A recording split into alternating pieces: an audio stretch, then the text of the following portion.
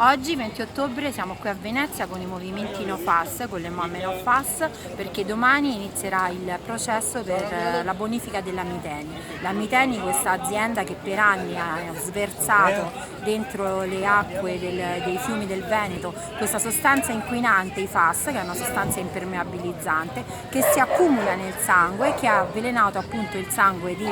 tantissimi bambini, soprattutto qui in Veneto, ma anche delle persone,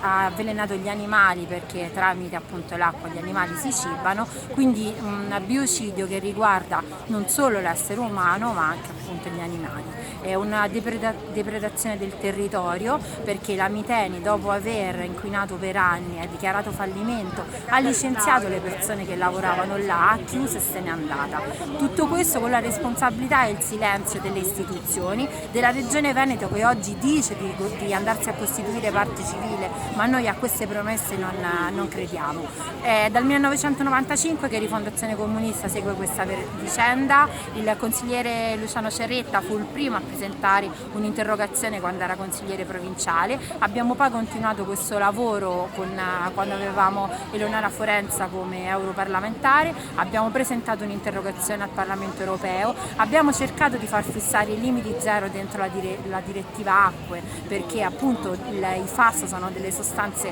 pericolosissime che incidono anche a livello tumorale e sulla fertilità maschile. Ci sono degli studi dell'Università di Padova fatti dal dottor Foresta, e noi continueremo ovviamente questa battaglia all'interno delle istituzioni e anche fuori con i movimenti, come abbiamo fatto anche oggi, ricordando a tutte quanto la Regione Veneto e a tutta quanta Italia che noi vogliamo limiti zero e vogliamo la bonifica della Miteni.